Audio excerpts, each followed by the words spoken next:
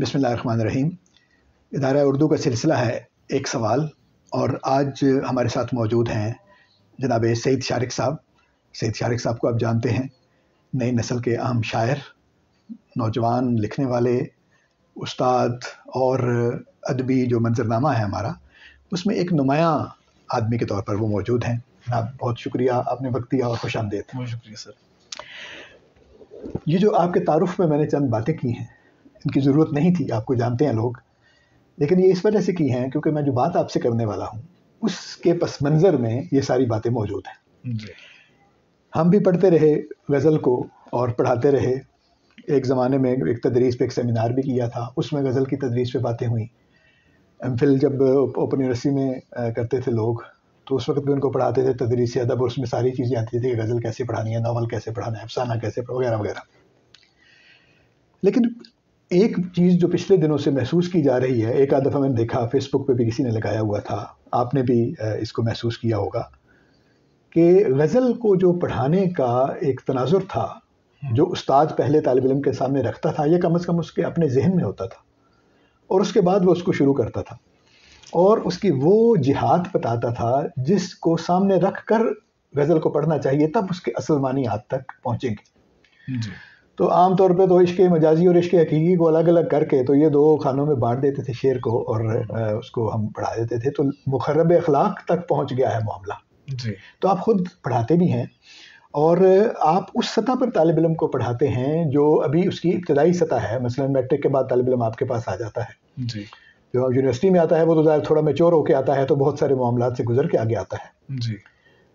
तो क्या जहन में रखना चाहिए गज़ल के उस्ताद को गज़ल को पढ़ाते हुए, ताकि उसके पढ़ाने का मकसद, उसको पढ़ाने का तनाजुर, उसके मौज़ूआत, उसकी लफ्ज़ियात के बारे में वो सारी बातें जिन जो सेंसिटिव समझी जा सकती हैं उस उम्र के तालिब इल्म के लिए जी, उनके इस सेंसिटिविटी का जो मरहला है उसको अबूर किया जा सके। तो आप क्या फरमाते हैं?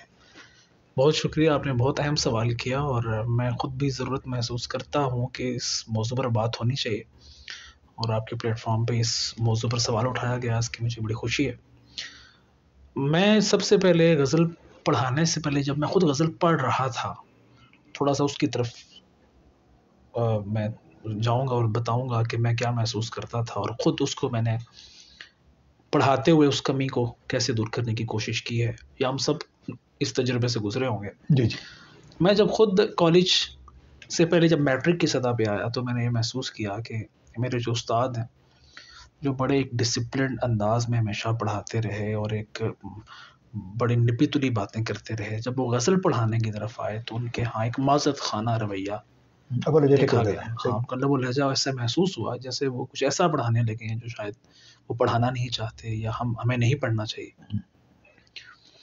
और जब उन्होंने गज़ल की तदरीस शुरू की और हमें बताया कि गज़ल में ये होता है, इश्क़ मजाजी होता है, एक आशिक होता है, एक महबूब होता है, और ज़ाहिर है कि इस किस्म की बातें हमारे यहाँ इसको एक इश्क़ मोहब्बत का एक खाना बना के कि भाई ये ऐसी चीज़ें हैं जिस तालिब इल्मों को जिससे दूर रहना चाहिए कम से कम। तो ये बताया गया, तो हम खुद भी सोचते थे कि हमें क्यों पढ़ा रहे हैं ऐसे, हाँ, जब इतनी ख़राब चीज़ है, हाँ, तो क्यों पढ़ा रहे हैं इसको इस्लामिक हाँ, या कई दफ़ा ऐसा महसूस होता था कि कोई ऐसा शेर है जो खालिस्तन मोहब्बत का शेर है, और उसको इश्क़ हकीकी का रंग पहना के पेश किया जा रहा है, और महसूस हो रहा है कि नहीं यार, कि इसमें तो कोई ये ऐसी बात नहीं है। तो उससे एक सवाल ज़हन में पैदा होता था। बहुत सारे लोग इस पर नहीं सोचते होंगे, लेकिन मेरे ज़हन में एक खटका रहा कि ये गज़ल हमें क्यों पढ़ाई जा रही है।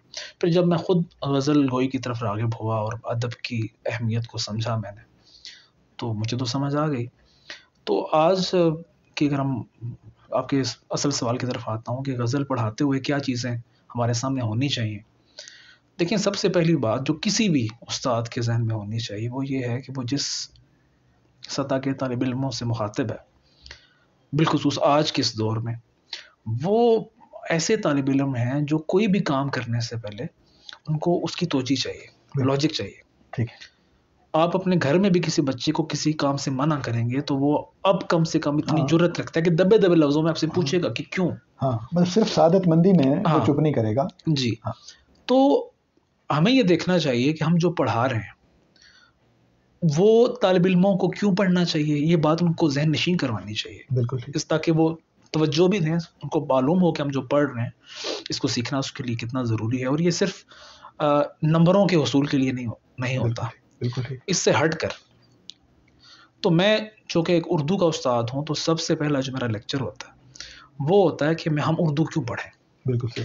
अगर हम उर्दू नहीं पढ़ेंगे तो क्या हो जाएगा, और पढ़ेंगे तो हमें क्या कुछ मिल जाएगा जो उर्दू ना पढ़ने की सूरत में नहीं मिल हमें ना मिल पाता, मिस करेंगे जी। तो देखिए उसमें सबसे पहले तो हम उर्दू ज़ुबान हम जानते हैं कि पाकिस्तान की कौमी ज़ुबान है और इसलिए अहम है, लेकिन अगर पाकिस्तान की कौमी ज़ुबान ना भी होती तो क्या फिर भी उर्दू ज़रूरी था पढ़ाना? ये एक बड़ा एक वैलिड सवाल है, और ये मैं करता हूँ अपने शागिर्दों से।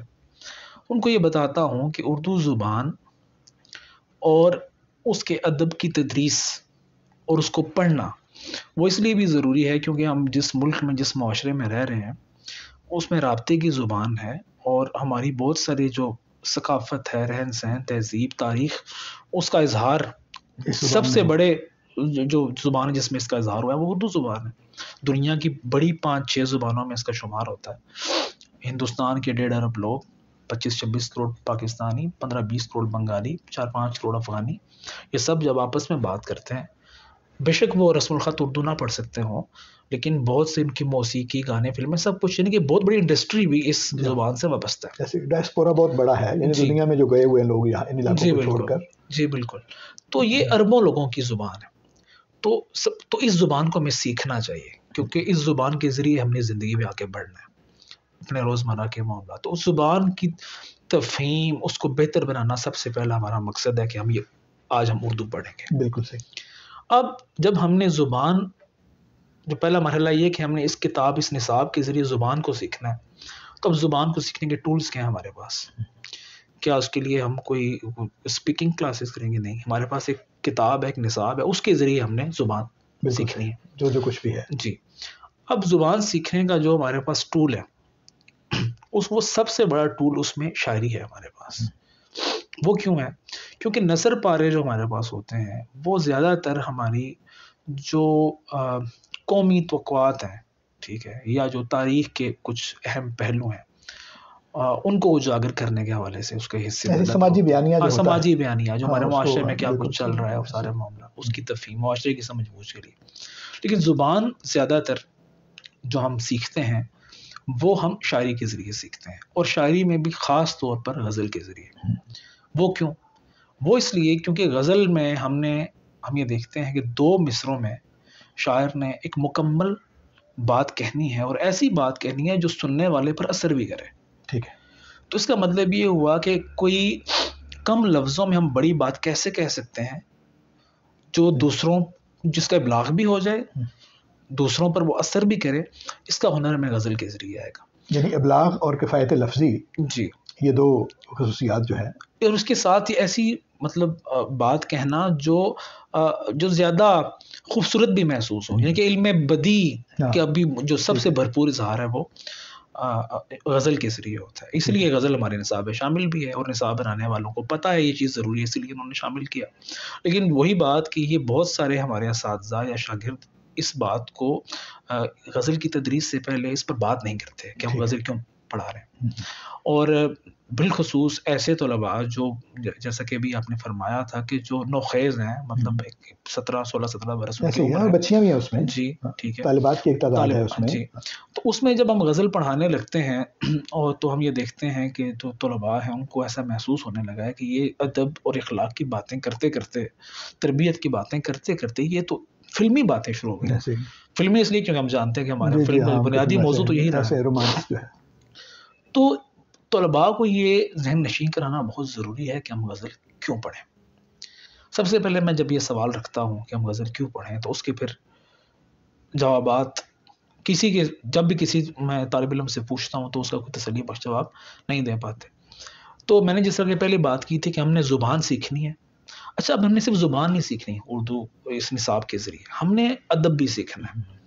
यानी कि अदब हमें ये बताएगा कि हमारी तारीख़ क्या थी, हमारे रहन सहन में कौन से हवाले जो है वो काबिल ज़िक्र हैं, हमारी सकाफ़त क्या है और हमारी तहज़ीब क्या है, फिर हमारे मुआशरे की हमसे क्या तवक्कुआत हैं, हमारे मुआशरे में ऐसा क्या कुछ है जो नहीं होना चाहिए, ऐसा क्या है जो होना चाहिए और नहीं हो रहा।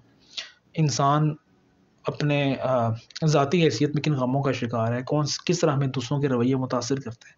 तो मुख्तलिफ़ इंसान के जो रूप हैं, उसकी नफ्सियात के, उसका बड़ा बेहतरीन इज़हार हमें गज़ल में मिलता है। अब ये ऐसा भी हो सकता था कि हम कुछ तकरीरें रख लेते और बच्चों को तकरीरें सुना देते कि ये कुछ होना चाहिए, ऐसे लेकिन उससे उनकी दिलचस्पी बरकरार ना रह सकती।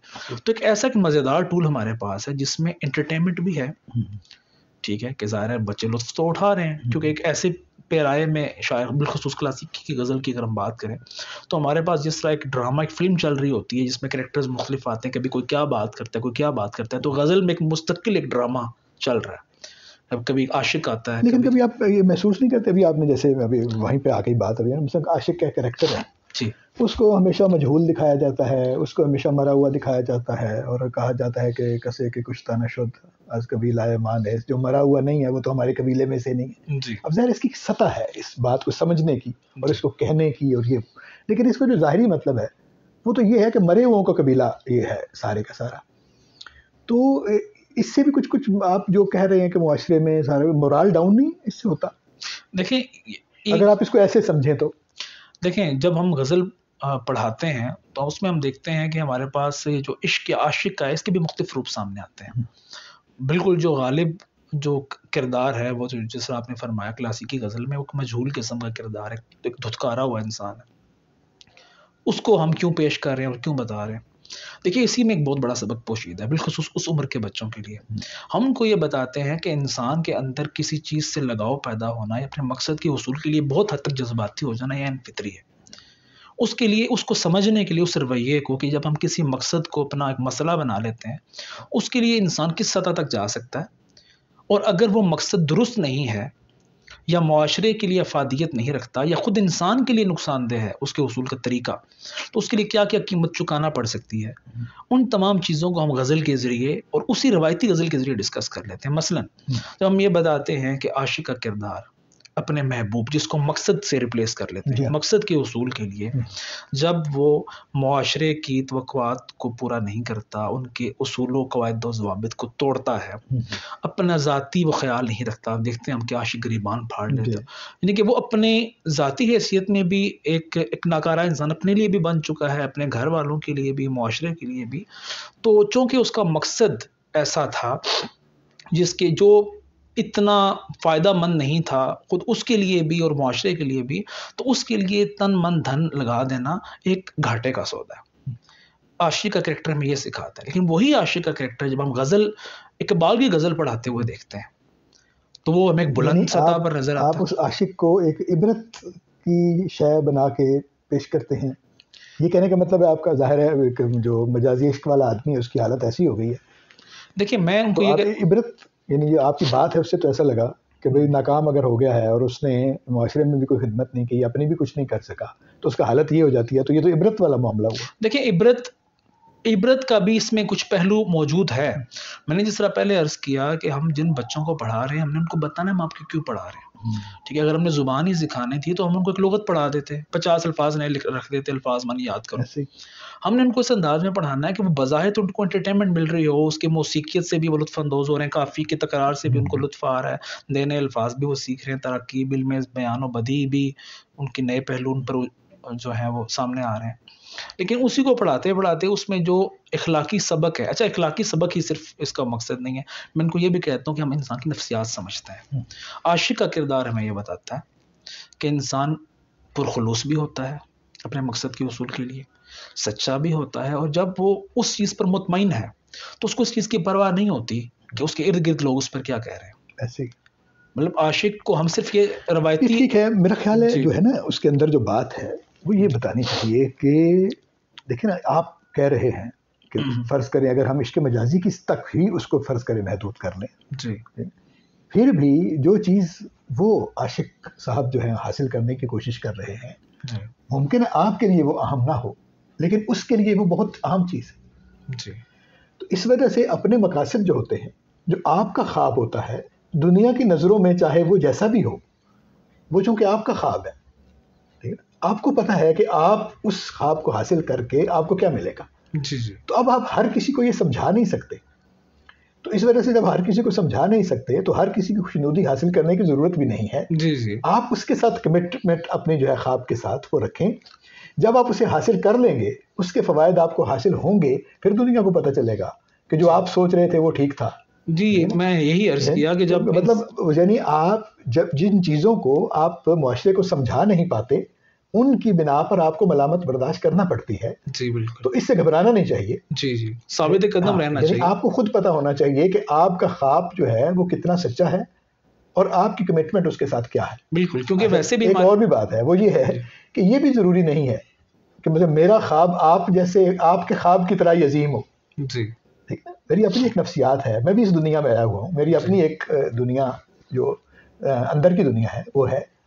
बिल्कुल तो ऐसे ही। कोई ज़रूरी नहीं है, आप चाहें तो आप हिमालय पे चढ़ने का ख्वाब रखते हो। जी, तो मेरे लिए तो किसी छोटे-मोटे टीले पे चढ़ जाना भी ख्वाब हो, तो मेरे लिए काफ़ी है। जी, जी, तो इसलिए एक तो ख्वाबों का कंपैरिज़न नहीं है कि जिस शय को आप हासिल करना चाहते हैं, तो लाज़मी नहीं है कि वो कलोपतरा ही हो। ठीक है ना? अगर लैला है और दुनिया की नज़रों में वो खूबसूरत नहीं है, जी, लेकिन जो आपके लिए तो वो ख्वाब है। जी, तो लिहाजा उसके हुसूल के लिए अपने आप को मुश्किल में डालना, उसकी कोशिश करना, दुनिया की मलामत बर्दाश्त करना और उस पे साबित कदम रहना, तो ये असल में ख्वाबों का पीछा करने की बात है। ये एक अलामती उसकी जी, जी, फौजी है जी, और ज़ाहिर है हौसला बख्शती है आदमी हौसला, को। तवानाई तो मिलती मतलब है। ज़ाहिर है यानी सिर्फ़ इबरत का मामला नहीं है। नहीं, सिर्फ नहीं है, हाँ, ज़ाहिर है उस क्योंकि अगर जब उस आप उसको जो यानी ऐसा करेंगे कि आप देखिए ना ज़ाहिरी मानी तो उसमें पहले से मौजूद है और वो आपको नज़र भी आ रहा है। ख़ैर मेरा तो अपना ख़्याल ये है यानी जो अभी आपने बातें की हैं जो चूँकि आप बात कर रहे हैं तो ज़ाहिर है ये आप ही की बात ज़्यादा मोतबर भी है और ठीक भी है। मेरे नुक़्ते नज़र और हैं इस पर। मिसाल के तौर पे ज़ुबान सिखाने के लिए और बहुत सारे टूल्स हैं हमारे पास। ये जो लिटरेचर के ज़रिए लैंग्वेज सिखाने वाला मामला था, ये जी, बहुत पुराना हो गया है। ऐसे नहीं होगा क्योंकि हम वो ज़ुबान बोलते नहीं हैं जो लिटरेचर में लिखी हुई होती है। हुँ, वो हमारी फंक्शनल लैंग्वेज नहीं होती, उसका तरीका और इख्तियार करना चाहिए। इसी तरह जो बुनियादी शय है वो सिंबलिज़्म है। आप देखें हर इल्म की अपनी अलामती ज़ुबान होती है। मतलब हम ऐसे आप ओ लिख दें, हुँ, केमिस्ट्री में ओ का मतलब ओ नहीं है, उसका मतलब ऑक्सीजन है। ऑक्सीजन है, जी, ठीक है, उसकी अपनी एक ज़ुबान है। इसी तरह आप ऐसे गोल दायरा लगा दें, मैथमेटिक्स में उसका मतलब और है, फिजिक्स में उसका मतलब और है, केमिस्ट्री में उसका मतलब और है। आप वज़न का लफ्ज़ बोलते हैं, तो शायरी में उसका मतलब और है। मतलब हो रहा है ऐसे। आम दुनिया में उसका मतलब और है और जो वज़न और कमियत में जो फ़र्क है फिज़िक्स का आदमी वो समझता है। जी, तो एक ही इस्तिलाह मुख्तलिफ है। तो इसी तरह जो आशिक है, जो इश्क है, जो महबूब है, जो दुनिया है, जो समाज है, ये सारी अलामतें हैं। बिल्कुल ऐसे ही। ठीक है? तो इनकी एक हैसियत है। तो पहले आप उस ज़ुबान को सिखाएँगे तो तब जाके मतलब आप बताएँगे कि ओ जब लिखा हो तो इसका मतलब ऑक्सीजन है। जी, तो तब जाके वो समझेगा ना आदमी। जी, जी, बिल्कुल। जी।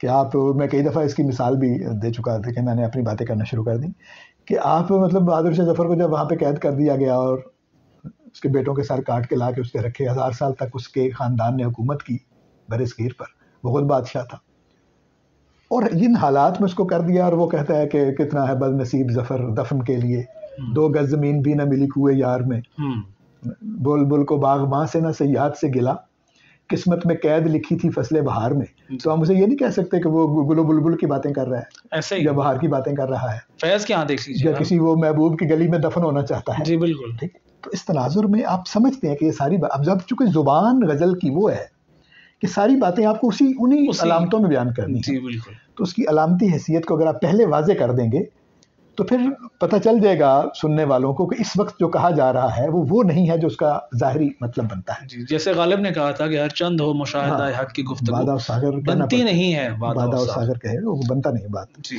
तो ऐसा ही है, मैं वही बात इसी तरह जो तालिब इल्म है मतलब वो इतना छोटा भी नहीं है। हुँ, ठीक है ना? वो मतलब फ़िल्म देख रहा है, वो कार्टून देख रहा है, वो जो मीडिया की दूसरी चीज़ें जो हैं, वो सारी उसकी नज़र में हैं। तो उन चीज़ों की अलामती हैसियत का, उन चीज़ों की जो अंडर लेयर जो कुछ चल रहा है, उसका उसको अंदाज़ा है। तो ये समझाना चाहिए कि भई शायरी की ज़ुबान जो है, वो बज़ाहिर कुछ और कह रही है, लेकिन अंडर लेयर जो उसका मानी बिल्कुल है, ये बुनियादी असल इसका चीज़ वो मसला है सीखने की, और जी वो बिल्कुल और एतमाद के साथ बयान करनी चाहिए। अच्छा, दूसरी तरफ वो भी ये जो मुखरब अखलाक वाला मामला है, इस पर भी अजीब ही बात है वैसे। जी यानी एक तरफ आप कहते हैं कि जिन्स तक की एजुकेशन जो है वो तालिब इल्म को देनी चाहिए उस उम्र में, जी दूसरी तरफ ज़रा सा रोमांस का मामला आ जाता है जो हर आदमी के साथ एक उसकी उम्र के हिसाब से या उसके जो एक्सपोजर है आपका, उसके हिसाब से एक आम सा मामला है, एक फितरी जज्बा है और एक टूल आपके पास मौजूद है गज़ल की सूरत में। आप एक अच्छे पैराए में उस मामले पर चंद बातें उससे एक अच्छे माहौल में कर सकें। जी ठीक उसे बिल्कुल तो मैं तो जब पढ़ाया करता था तो ज़ाहिर है ये उस दौर के तालिब इल्मों के तजर्बे से गुजरने वाली चीज़ें हैं। जी ठीक है, तो आप बहुत अच्छे एजुकेट कर सकते हैं बाज़ मामलात को उसमें, जो कि खुद ब खुद बात एक आ जाती है, बजाय इसके कि आप जाके शुरू करें इस बात पे कहना जी कि आज आपको फलां मामले के बारे में मैं बताऊंगा, तो पहले ही उनको आप कॉन्शियस कर दें। जी तो जी शेर के अंदर कोई बात अगर आ जाती है, फ़र्ज़ करें, जी तो देखें ये पूरी की पूरी तरबियत इसमें शामिल है। बहरहाल ये एक बात और लंबी हो जाएगी। आपका तजर्बा मैं इस वजह से सीखना उससे आपके तजर्बे से मैं इस वजह से ख़ास तौर पे इस्तिफ़ादा करना चाहता था, क्योंकि आप जिस उम्र के तालिब इल्मों को पढ़ाते हैं, कॉलेज के जो हमारे जी दोस्त हैं, जी वो उससे भी ज़रा पहले की उम्र है, हम्म, और उनको समझाना जी थोड़ा सा बिल्कुल मुश्किल है, जी जी अलामती ज़ुबान के बारे में समझाना, लेकिन ज़ाहिर है उसी वक्त वो सीखेंगे तो फिर वो आगे चलेंगे। लेकिन इसमें कुछ वैसे करना भी चाहिए, यानी मेरा ख्याल है इंतखाब जो है ना, कि उस वक्त का निसाब कौन सा हो, जी और थोड़ी सी तरतीब भी जो है ना, मेरा ख्याल है उसको उलटने की ज़रूरत है बिल्कुल कि आप आसान से मुश्किल की हाँ, तरफ आप जाएं वली दकनी से जब शुरू करेंगे, जी ठीक है, और जिस ज़ुबान में वली बात कर रहा है या अगर मीर बात कर रहा है, जी 9वीं 10वीं के तालिब इल्म के लिए मुश्किल है। आप जी इधर से शुरू करें, जो जदीद हमारे अहद के लोग हैं, जी ताकि वो जो ज़ुबान सुन रहे हैं, जिस ज़ुबान से वो मानूस हैं, उस ज़ुबान में शेर कहते कहते फिर वो जाएं कि पीछे यहाँ से बिल्कुल ऐसे शुरू ही हुआ था। ऐसे तो बहरहाल ये भी किए, वैसे ये इतना काम तो उस्ताद भी कर सकता है ही जी कि अगर किताब में पहले वली दकनी आया हुआ है जी तो आप उसको पीछे से शुरू कर दें कि भाई जी ये है, और उसको पीछे तक ले जाएं। हाँ मैं कोशिश करता हाँ, हूँ उसी इस तरह तरतीब उनको से मैं उठा भी जा ऐसी सकता है। हाँ बिल्कुल ऐसी गजल क्लासरूम मैनेजमेंट के जरिए भी इस मसले को कम अज़ कम जी हल बिल्कुल किया जा सकता है। बिल्कुल असल में होता ही है कि जब आप निसाब बनाते हैं तो उसमें कई चीज़ें पेश नज़र होती हैं। कुछ तालिब इल्म ऐसे होते हैं जिन्होंने मैट्रिक करके उधर ही रह जाना है, जी कुछ तालिब इल्म हैं जो आगे एफए तक जाएंगे, कुछ जाएंगे ऐसे हैं जो आगे अदब के आला दर्जों तक जाएंगे। तो उस उम्र में उनको जो अदब का एक इर्तिका है उसकी नो-हाउ भी चाहिए। जी तो चूँकि बहुत सारे मकासद पेश नज़र होते हैं, तो उस्ताद को चाहिए कि हर सतह के तालिब इल्म के लिए हर सतह का कुछ ना कुछ उसमें मौजूद करके। बिल्कुल तो देखें, अब ज़ाहिर है उस्तादों के साथ आप बैठेंगे तो ये तो होगा जी कि जी जितनी बातें आप कर रहे थे उतनी मैंने भी कर दी। नहीं मैं बहुत इस्तेफादा किया आपकी गुफ्तगू से। मैं अपनी बात को जी, थोड़ी सी जी। अधूरी रह गई थी उसको मुकम्मल करना चाहूँगा। मैं यही अर्ज़ करना चाह रहा था कि गज़ल के टूल के ज़रिए हम जिस तरह मुख्तलिफ़ इंसानी रवैयों को भी सीखते हैं, मुआशरे की बहुत सारी चीज़ें उसमें हम डिस्कस कर लेते हैं। कुछ पुराना कल्चर वो कासिद वाला कल्चर भी जी, ऐसे ही। ख़ालिसन क्लासिकी गज़ल की बात कर रहा जी, हूँ। जी। अच्छा फिर ये कि इंसान के यहाँ सब कुछ मुस्बत भी तो नहीं होता। आशिक अगर मुस्बत किरदार है, अपने जज़्बे की सच्चाई की वजह से कुर्बानी का जज़्बा, खुलूस और सब कुछ कर बुरा सह के भी अच्छा ही वो बना रहता है, पुरखलूस रहता है। उसके साथ-साथ जो इंसान के मनफ़ी रवैये हैं, उनके लिए भी हम एक तरह से फ़िल्मों को तैयार करते हैं कि एक रकीब भी होता है, जी हाँ, ऐसे ही। जो आपका खैर-ख़्वाह नहीं होता और इसके सबके यानी कि वह ऐसी मुज़ाहम क़ुव्वत है, उसकी एक अलामत है, ऐसे ही। जो आपके मकसद के हुसूल में रुकावट है। बिल्कुल ऐसे ही। और उसको आपने खातिर में नहीं लाना अगर आपका मकसद आपके लिए हाँ, सच्चा है, अहम है और आप उसको हासिल करने के लिए बेताब हैं, तो आप किसी की परवाह नहीं करेंगे, कोई आपको क्या कह रहा है। हत्ता के नासे की भी नहीं। जी, हाँ, हत्ता के नासे की भी नहीं। तो ये वही बात है कि ये बातें शेर दर शेर आगे बढ़ते हुए आहिस्ता-आहिस्ता बच्चों को ज़हन में आती हैं कि बुनियादी बात वही जो मैं उसको दोबारा दोहराना चाहूँगा कि गज़ल की तदरीस से पहले बिलख़ुसूस आप माज़त ख़ाना रवैया तर्क कीजिए। जी। आपको बड़े एतमाद के साथ आपको तलबा से मुख़ातिब होना चाहिए कि हम एक ऐसी एक सिन्फ़ में जो है उसको पढ़ने लगे हैं, जिसमें बहुत रिच लिटरेचर हमारा मौजूद है। ज़ुबान जो आज हमारे पास सही तलफ़्फ़ुज़ के साथ पहुँची है। नए-नए यानी कि लफ्ज़ हमारे पास आए हैं, ज़ख़ीरा अल्फ़ाज़ में अगर फ़ुर्सत पैदा हुई है, तो उसमें गज़ल का बहुत उसमें जी, जी, हाथ ऐसे है ही। कि गज़ल ने हमें बताया कि एक लफ्ज़ कितने मानों में जी, जी, इस्तेमाल ऐसे हो ही, ऐसे ही, सकता है, बिल्कुल ऐसे ही। कितने शेड्स हैं। और फिर इसी तरह के मुआशरे को समझना, मुख्तलिफ इंसानी रवैये समझना, नफ्सियात समझना।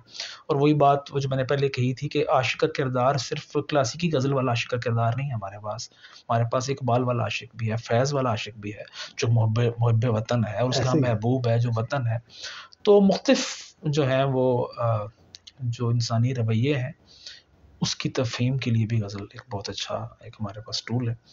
और असल में ना, इसीलिए जो ये जो इश्क की बात आपने की और जी, आशिक की बात की, जो समझाना यही मकसूद है और ज़ाहिर है ये बहुत आम बात है। हुँ, आम का मतलब ये है कि ये यानी इतनी ज़्यादा यानी बहुत पॉपुलर ये रहा है सिलसिला। जी, ठीक है? एक शुगल बेहतर है इश्कबाज़ी का, हुँ, क्या हकीकी और क्या मजाज़ी का। जी, लेकिन आप मजाज से शुरू करते हैं और फिर हकीकत तक जाते हैं और सीखने का एक अमल है और उसका इर्तिका, इर्तिफ़ा सब कुछ इसी के अंदर है। तो बुनियादी तौर पर आशिक ही है जो शुरू करता है इश्क को और फिर उसका जो महबूब है उसके दर्जे बुलंद होते चले जाते हैं और वो ज़िंदगी के बड़े-बड़े काम। जिसमें तो सर सारे इर्शाद हैं। एक और पहलू भी है इसमें। वो ये है कि हम गज़ल की शायरी के ज़रिए जो जमालियाती हिस्स है उसको भी बेदार जी, करते हैं तलबा में। हम उनको बताते हैं कि खूबसूरती किस तरह छोटी-छोटी चीज़ों में खूबसूरती तलाश की जा सकती है। हुँ। उनको ठीक है। सराहा जा सकता है। मतलब हिस्से जमालियात जो है हाँ, उसको उसको भी महमेज़ करने के हाँ, लिए, मसलन जब मीर उसकी कहते तरबियत हैं के लिए। जी, जब मीर कहते हैं कि नाज़िकी उसके लब की क्या कहिए, पंखड़ी गुलाब की सी है, तो एक मुखर्रब और इखलाक शेर नहीं है। ऐसे ही ये बताया जा सकता है कि इंसान एक बहुत खूबसूरत तख्लीक है और उसकी अज़ा में जो अल्लाह ताला ने खूबसूरती रखी है, ठीक है? उसको हम किस तरह सराह सकते हैं, ठीक है? उसमें उसको उसको सराहने के लिए हमारे और उसको पास सलीके से सराहना कोई बुरी बात भी नहीं है। जी, जी, बिल्कुल ऐसे ही। यानी ये भी सिखाया जा साथ ही यही है ना जी। कि अगर उसको सलीके से सराहा जाता है, तो इसमें कोई बुरी बात नहीं है। और फिर ये भी है कि सिर्फ़ एक आशिक ही अपने महबूब को तो नहीं सराहता। ऐसे कोई भी इंसान किसी दूसरे की तारीफ़ कर सकता है। माँ-बाप अपने औलाद की तारीफ़ करते हैं, तो वो चाँद जैसा ही कहते हैं। ऐसे मतलब अपने बच्चे को भी हम चाँद जैसा कहते हैं, अपने महबूब को भी हम चाँद जैसा कहते हैं। ऐसे ही। तो बुनियादी बात वही है कि जो हिस्से जमालियात को बेदार करना और खूबसूरती को किस तरह छोटी-छोटी चीज़ों में तलाश किया जा सकता है, उसको बतरीके हसन सराहा जा सकता है। यानी कि हमने बुनियादी तौर पे गज़ल की तदरीस के ज़रिए इंसान को मशीन बनने से रोकना है, हाँ, ये बहुत बुनियादी अच्छी तौर बात पे। की आपने हाँ, उसके अंदर और का इंसान बेदार रखना है। बहुत अच्छी बात की आपने। असल जी, में यही जो है बुनियादी तौर पर अदब का भी यही मकसद है जी, और उसमें ख़ास तौर पर जो गज़ल है असल में हमने बहुत सारी चीज़ों को जो है ना वो अफ़ादी पहलू से अब देखना शुरू कर दिया है और अफ़ादी भी वो जिसका ज़्यादा ताल्लुक जो है वो अफ़ादाए आम और मुआशी मफादात और तिजारती मामलात और एक जो ज़ाहिरन अखलाकी जो मामलात हैं जी, सिर्फ उन तक है। जो अंदर की तरबियत है आपकी, जी, जो अखलाक का एक बहुत बड़ा हिस्सा उस पर भी करता है। यानी जी, मुआशरे के जो नॉर्म्स हैं सिर्फ उनको सिखाना नहीं बल्कि जो इंसान की अंदर की आज़ादी है उसको इस्तेमाल करने का सलीका जी। ये भी अखलाक की तरबियत में शामिल है और अभी और हमने ये जो अदब बात की वो तो ज़ाहिर है हमने सिर्फ़ इश्क मजाज़ी तक की एक बात बात है की, वरना गज़ल में बहुत कुछ है। जी जी बहुत कुछ सारी उसके अंदर फ़लसफ़ा है, जी तसव्वुफ़ है, हमारे जी मुआशरी समाजी मसाइल हैं।